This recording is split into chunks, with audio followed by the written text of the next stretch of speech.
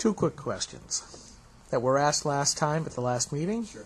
and we didn't get answers. I'm going to put you on the spot as well.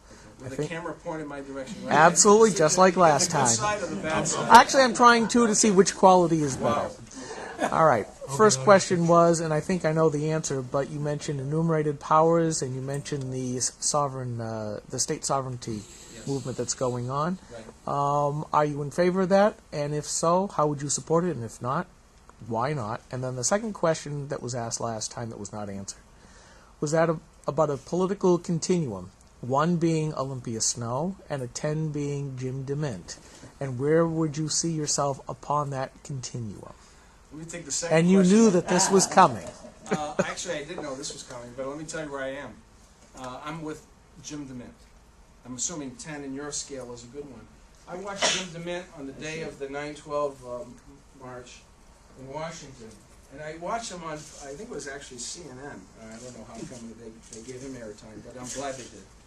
And Jim DeMint said this. He was standing in the mall, and I think close to 2 million people were behind him, and not the 100,000 people of mass media or the mainstream media so-called said. He said, you know what? I feel so much more comfortable with the people behind me than the people in that building, pointing to the Capitol. That's where I'm at. I want to be with the people of New Hampshire. I'm not interested in going to Washington to try to get along, to quote a term that was used earlier tonight. I like Jim DeMint's approach, which is to say, you know what, sometimes Republicans are wrong and we need to stand up for that. We need to be representatives of the people, not the special interests or the vested interests. On the first question, I am I'm with him too. You are with me? But when you come back to this, name ask the corresponding question about the House side. Sorry. That's for you, okay. On this issue of states' rights, I'm very much a states' rights person. You say, well, how do you know that? Well, okay, I was chairman of the State Board of Education that said no to Goals 2000.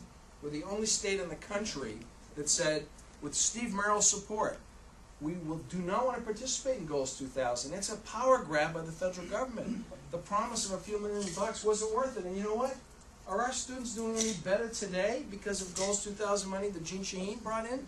No, we're not. I think we need to respect what the states ought to be doing and let the federal government only do with that which it's supposed to do. There's some gray areas, of course. We're in a different time than we were 200 years ago, but the principles are not different. Local people, with their local officials, ought to be delivering the services that are local. And to the extent I can, I'm going to work to fight for states' rights, support states' rights, but on the issue of nullification, which was raised at, I think, in a meeting here, I think nullification plays itself out through the judiciary. If a state believes that the federal government has exceeded its authority, it's not up to the state to ignore federal law. It's up to the state to bring an action in federal court and to challenge there is a way to deal with this. It's called checks and balances. It's why the 3 branches of government. I don't know what kind of great wisdom befell our founding fathers. When you look at what happened in our constitutional convention, it's fantastic. It's a fantastic story.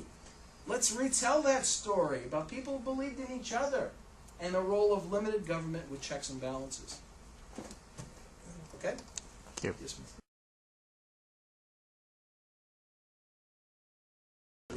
Yeah, I would like to hear Peter's answer to that same 1 to 10 question as to who you relate to. Pelosi, well, it's Skip's question, but is it Pelosi or somebody else?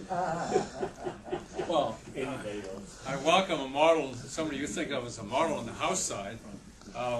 One person that I relate to very much is Jeff Flake.